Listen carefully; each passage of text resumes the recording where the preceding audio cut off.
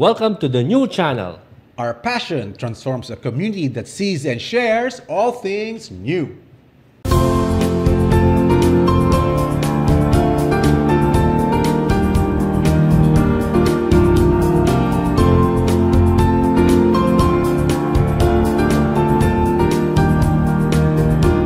The new channel. Hashtag TNC Now. The views, opinions, and insights expressed in the following shows are those of the host, producers, guests, and viewers. They do not necessarily reflect the position of the channel. Viewer discretion is advised. I'm Erwin. And this is Carlo, and we're streaming from Pasig City. Welcome to Season 4, Episode 47 of Shots Fired!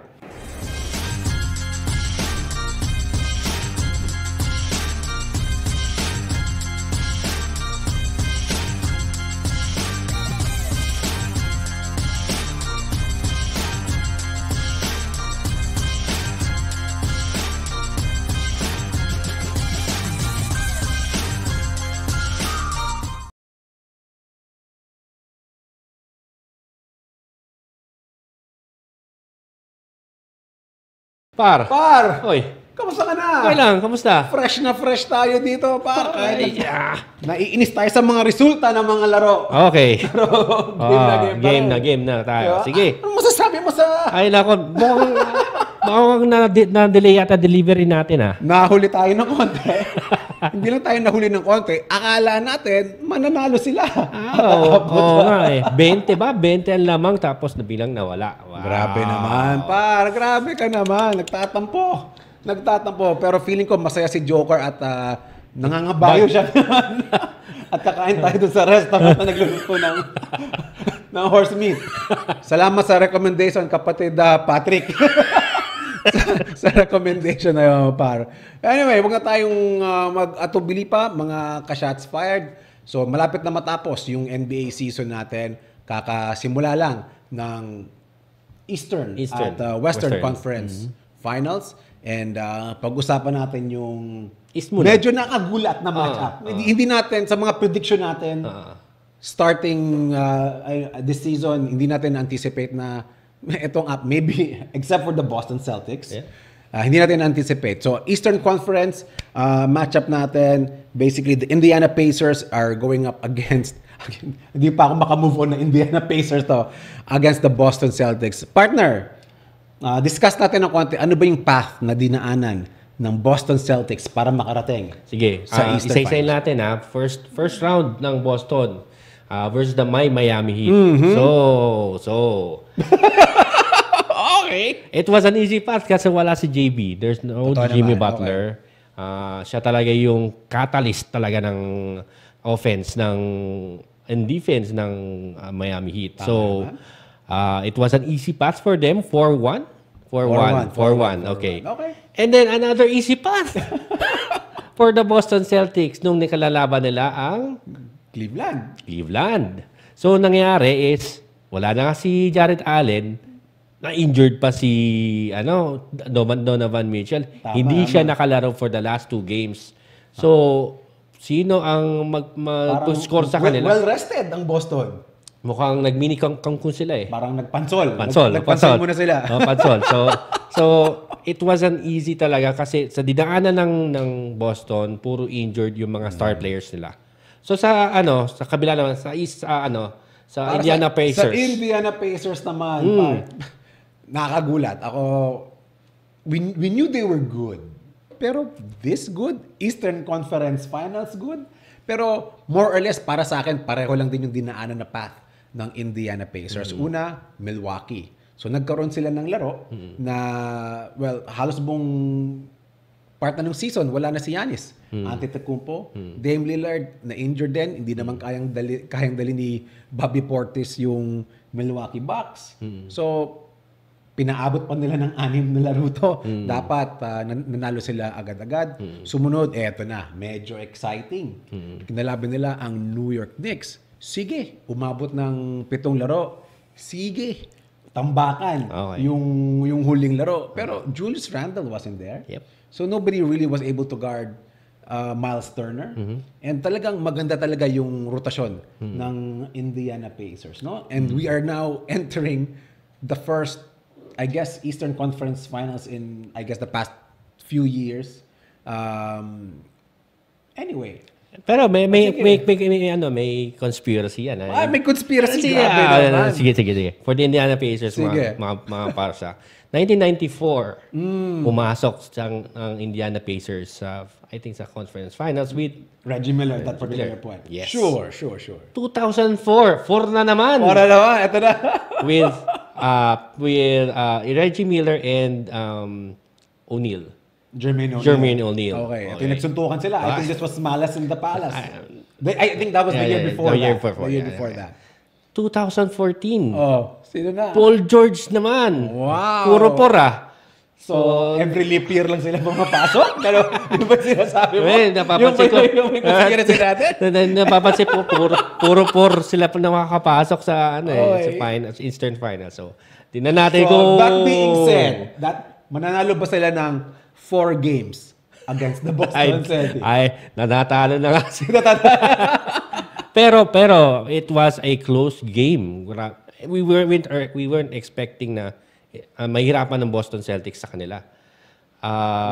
Kasi pagod nga sila 7 games tapos well rested yung Boston. So it was a tie game. Diba talaga, nag-overtime, kasalanan ni Pascal. Dapat nanalo sila noon. Pascal, kasalanan mo to Hindi ka kasi sanay manalo Taranta ka tuloy.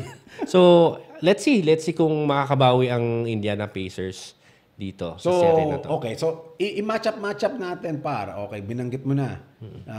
Si Pascal Siakam, I don't think sobrang magiging factor siya. I think he cancels each other out with ibang mga bigs nila, no? So, ang tanong ko na lang, sino magbabantay kay Paul George? I apologize. Maling team, wala na pala siya sa Indiana, sorry. Kay Tyler Haliburton, di ba? Sino babantay sa kanya? Tyrese? Di si Jrue Holiday. Okay. Pwede. Mas matangkad to pare. Kung tangkad sa tangkad lang, di ba? Kakainin na to. Oo. Ganun nga talaga. Ganun nga talaga. Okay. Pero yung nakakaano lang kasi, yung maganda sa Indiana Pacers, may rotation kasi sa players nila. And like the likes of TJ McConnell, si Brian. Okay. Talagang gamit na gamit ang backup rosters nila. Okay, so we get that. But they cancel each other out. Paano yung ibang mga player? Sina Naismith. Okay naman yung ginagawa nila. Iba nga, hindi nga natin kilala. Diba? So, ang akin lang, do you think this is the year? Anong magiging differentiator dito? Yung depensa ba ng Boston? O yung opensa ng Indiana Pacers? I think it would be the defense of the Boston Celtics that will change the game of their of the series. Kasi we know that injured nga si Porzingis, pero Al Horford has been very effective. Aside from his age, di naman very consistent. Very consistent, Di naman yes. siya, okay. Ayun, nakakagulat na he can still, do a lot of points, a lot of rebounds. Sure. Kahit matanda na, di ba? Grabe naman itong matanda to. Kasi Come Mike on. Conley nga. Mamaya, pag-usapan si Mike Conley. Yun na matanda. Balik natin siya mamaya. Sige. Yun. So, Ito nga pala ito naman pinag-uusapan natin. Jason Tatum. Jason Tatum na. Ito si Jason Tatum, he needs to be consistent. Kasi may mga times na the last few playoffs, nagchochoke siya. So, si JB ang... Para ano yan Si JB ang... James Harden ba yan? Paul George, playoff P. si Jaylen Brown ang bumubuhat sa Boston in the absence of Jason Tatum. So, if ever Jason Tatum is consistent on the series, it will be Boston on 6. Boston in 6. 6 on 6. Interesting. Ako, para sa akin, tama ka Bumabalik-balik sa akin yung path na dianan ng dalawang teams na to. Feeling ko mas nahinog yung Indiana Pacers. Sa Boston kasi, alam na natin na si Jason, si Tatum ang bubuhat, si Jalen bubuhat. We know this. In the Indiana Pacers, we do not know who's gonna explode next, no? So, I think the offense of Indiana Pacers is a little more elite compared to Boston. Given the defense, wala si Porzingis. So, para sa akin, makakanakaw ang Indiana Pacers pa. Okay. Makakanakaw to. Gaganon. Okay. Gaganon. Okay. Gaganon sila doon. I think it's Indiana in 7. Okay. Indiana in 7. Sasagarin natin lahat to. Yun naman. So, I think that would be interesting. Good no? point. Good point. Diba? Yeah, So, balikan natin. Next, ang Western Conference. The powerhouses, hanggang ngayon, they say that kung gusto mong maging champion, dadaan ka talaga sa mga Western teams.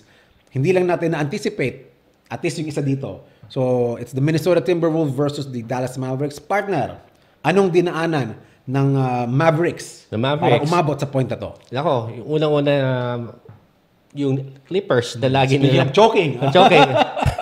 lagi nilang nakatunggali sa playoff. So, they were able to push through. Kahit na you have the likes of James Harden, Kawhi, and PG. Kawhi. Mamaya. Si Kawhi, mamaya. Okay. pero 'di ba kapag nung naglaro si Kawhi, laging nagtatatalo sila noon. Ganun din naman pala yung resulta. So nung tinanggal na nila si Kawhi, believing na baka manalo sila. Ganun din. Lumala pa. So they push through. So, malaki talaga yung impact ni Kawhi pag naglalaro siya. Yeah. On a positive note. Okay. Yeah. So next is the OKC Thunder. So malaki yung nagsaside sa OKC ang manalo dito. Because Young Guns leading there. Well, it seemed like it. Young Guns led by SGA. Tapos nandun pa si Chet. Chet, who was very effective. Very good. Very effective. Kaya naging number 1 sila eh. Is it for Chet? Siguro. SGA, very good, very excellent player. Hands down, one of the MVPs na talaga nung time na yun. But, it was also the defensive of Chet who Lou Dort also talagang Lou Dort, yes. Check na talaga si Luka. Definitely. No? Kaya lang nung muling laro nila, nag-foul trouble agad siya. So yun yung nangyari pag medyo madikit ka talaga sa defense mo. Yeah, and the offensive power of Jalen Williams. So, malakas ang top 5 talaga nila. Very good. Future of the league? Yes, definitely. 100%. A dynasty for sure. Dynasty agad? Oh, yes. Pag-isipan natin yan. Pag-usapan natin yan later on. Ayan. Nga sila, but dude, yeah, you're right. Very exciting. Very exciting matchup. Ang bilis, parang ang sarap panuorin, no? And ang napupun ako is that the NBA now is a very youthful league, no? So we have a very, very strong youth movement. And speaking of youth movement, eto naman yung medyo counterpart ng Oklahoma at medyo napabilis yung pagpapanalo nila. Minnesota Timberwolves. Tawang-tawa ako par, pinag-usapan natin, no? Yung sinasabi ni Ant-Man at saka ni Karl Anthony Towns. We've been losing for 20 years. Pagbigyan na raw sila. So, eto na nga ang nangyari. Hindi pinagbigyan ng Minnesota Timberwolves ang Phoenix Suns. Lampaso. Sweep. Sweep. with Durant as yung goat ni Ant-Man pa yun eh. ni Beasley, wala. Nilampaso talaga nila yung Phoenix Suns. I would be surprised if the Phoenix Suns don't blow it all up eventually. Next, no. Tinalo nila yung Denver Nuggets, no? So, defending the Denver Nuggets a little. Not much. Of course. A little lang. Sige. I think the Denver Nuggets were really out of this. Parang wala silang pakialam. Parang Nicolas sila lahat. Actually, for that last game na the game 7, it was just Joker and Murray who has been contributing ng points. Yung tatlo, Wala. Walang bitaw. ambag. Puro Walang ambag. Wala silang ambag. single no? points lang yung na-contribute nila. KCP, less than 10. And then si Michael Porter Jr., ang laki-laki ng binabayad sa kanya, less than 10 points. And what was amazing in that particular game, I remember, I was out and then I was looking at the score before coming home. And yun na nga, they were leading by 20. Denver was leading by 20. Yeah. Tapos parang, nirefresh ko lang. Parang isa na lang. Ano nangyari? So, nagmadali ako lalong umuwi sa bahay para mapanood yung laro. And I was surprised. The third quarter ended, lamang na ng 10 yung Minnesota. And wala na. I was kind of waiting for something great to happen, but it just did not. It just did not. So, and it is rare na matalo ang isang champion ng ganito kalala. And anyway, Minnesota made history. They are among the teams, not among the teams. They beat, they caught up the 20-point lead to win eventually. No? Now we have a youthful and very energetic Wolves team going up against, I would think, a more mature more polished Dallas Mavericks team, no? So unahin ko na, I do think may tulog to. I think Minnesota can do this in 6. Okay. I think they could do this in 6. I think somewhere down the road, they'll figure out Luka. He's a little banged up. Kyrie is amazing. Pero in terms of the bigs, para sa akin, no, si Gobert, lamang na lamang kanila Lively to. Derek Lively, hindi Blake Lively. Nakita. I think the bigs of Minnesota is a little better than the bigs of Dallas. 1-2 punch per se, magaling talaga si Luka at si Kyrie. So, may nakaw, may tulog tong mga to. Minnesota, I can't believe I'm even saying this. Minnesota in 6. Where, pasensya na hindi to yung finals diet natin. For me, Minnesota in 6. Okay, sa akin kasi it always be the experience who will lead them to greener pastures. Fair enough. So how si Luka? He's very hungry for a championship. Kyrie been there, done that, and he can do it again. So yung mga supporting cast ni Luka, very very dominant sila. I mean, compared to the Dallas teams before, yung mga nakapaikot sa kanya, this is the best one. Yes. This is the best group of people. The right group of people. Yes. Except sana di nila binitaw si Jalen Brunson. Yun lang. Ibang usapan yun. Ibang usapan. So, they got Kyrie, basically. Kyrie in return. Yeah. So, sa akin, it would be 7 games. Mavs. Wow. It's hard not to argue with that. The only thing that feeling ko magiging parang tiebreaker dito sa akin, no, si Karl Anthony Towns, bro. Siya lang eh. Kasi we could say that Gobert, not really a scorer per se, so Gobert and Lively potentially cancels other out. Kyrie and Ant-Man cancel each other out. Luka and I guess everybody else. But feeling ko if there was an X factor here, at least for the Wolves, si Karl Anthony Towns. He needs to get things done. Yeah. He needs to get things done. He's not whining anymore. Luka should do the same thing. Wag na magreklamo sa mga referee natin. So you have the Mavericks in 7. I have Minnesota in 6. It will be an interesting next few weeks. In 6. Alright, okay. Di ba naman laro, no? But, dude, this has been among the more exciting NBA seasons. Kasi hindi natin alam, bro. The past few years, puro LeBron. Alam na eh. Either si LeBron, si Steph, sa kanilang dalawa lang iikot, no? Pero in terms of kanino umiikot, lumabas na rin officially yung mga all-NBA teams natin. In an individual award perspective, hindi tayo nagulat kay Joker being MVP. Yeah, sure. Congratulations. Anong masasabi mo? Mabilis lang. Hindi nanalong Defensive Player of the Year si Wemby. Rob. Ay, pag-usapan yan. I think he has a lot more time. So, say natin yung first, second, and third teams, my friend. First team, All-NBA. Antetokounmpo, Good. very good. Nikola, Of course. 100%. Luka, Definitely. syempre. Jason, Tatum, Excellent. of course, Excellent. of course.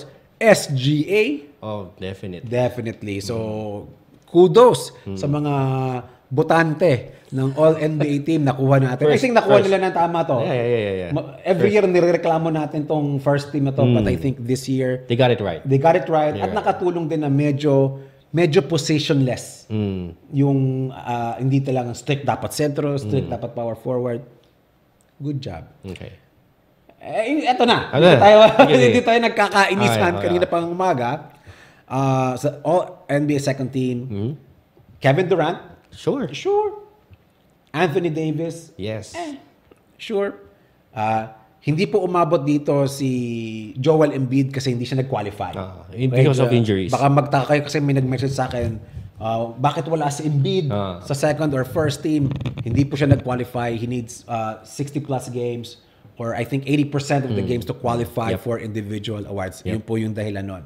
Anthony Davis, Jalen Brunson. Yeah. If you asked me that question a few months ago, I would have like, what? But yeah, Jalen Brunson Yeah. deserves it. Anthony Edwards, the Ant-Man is Of there. course. Of course. Eto na, yung huling membro ng second team, si Kawhi Leonard par.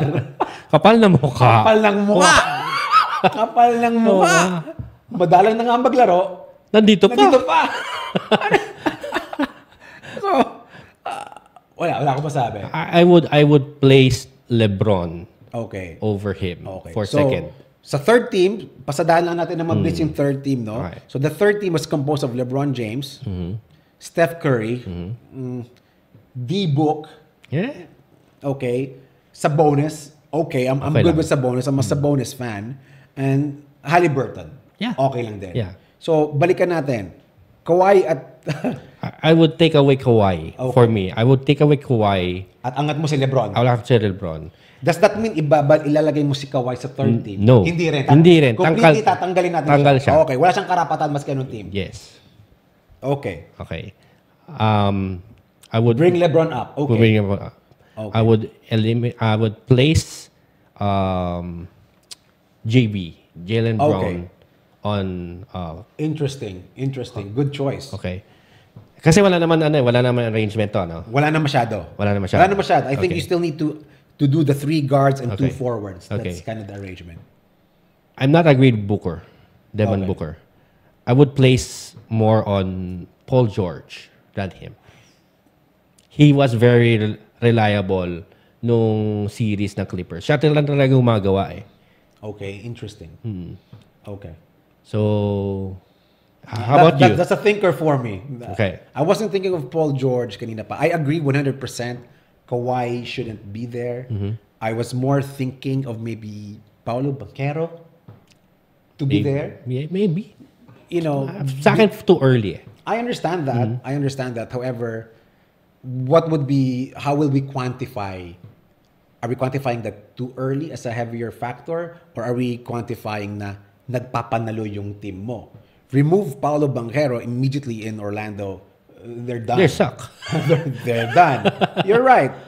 They're done. So I was kind of thinking more in the lines of Banchero there. But I guess, LeBron still has that cachet to be in there. I also, honestly, I don't think Steph Curry should be in the third team. Really? Wow. Okay. Sige. Okay. Yeah. Okay. Same scenario, hindi naman sila nagpapanalo. Okay. And it's not like, and again, are we in love with the notion that he is Steph Curry? We're in love with that. Pero, wala tayo maglukuan pa. I agree, Jalen Brown had a better season. Do I dare say, Dame Lillard had a better season than Steph Curry as well. So, diba? So, are you seriously telling me now, just specific to this year, Steph had a better season than PG? He had a better season than even James Harden? Better season than Dame? So, a lot of, marami tayong pwedeng kuro-kuro dyan. Pero ang pinagkakasunduan naming dalawa, wala dapat si Kawhi Leonard kahit ano Yung pinag-agrihan natin. Pinag-agrihan natin. Kapal na mukha. Kapal lang mukha nito. Hindi ko na get. To end the show, should the Clippers give up on Kawhi? I think they should trade him. Trade him. Okay, good. I agree. It's injury prone, guy. So Matagal na siyang injury prone. pero ano siya, 'di ba? He signed for extension. Nag-champion naman siya. Nagparamdam din siya na gusto din niyang matrade potentially, willing to go back to Toronto. Wow. Sige, baka ginawin ka lang dun, bro. Yun naman yung reklamo mo dati, no? But anyway, mga ka-shots fired, dun ang magtatawang bilis na ubos ng 30 minutes natin. Very, very exciting next 2 weeks. June 6, I believe, officially ang simula ng NBA Finals. So, i-block nyo na yung mga araw na to. Mag-file na kayo ng leave, gumising kayo ng maaga. Ang pinagkasundan lang, ewan natin kung Boston ba or Mavericks, but this year, we will have a new champion. Very exciting. I guess the revenue of the NBA is through the roof for the next. It's always Game 7. It's always Game 7. Are we gonna do this? Am I banned from the NBA for doing this? But anyway, partner, thank you so much. Thank you. Mga ka-shot fired, please like, share, and subscribe. Please drop a comment sa amin. We're happy to engage with you guys. See you guys next week. Thank you so much, guys. Thank you.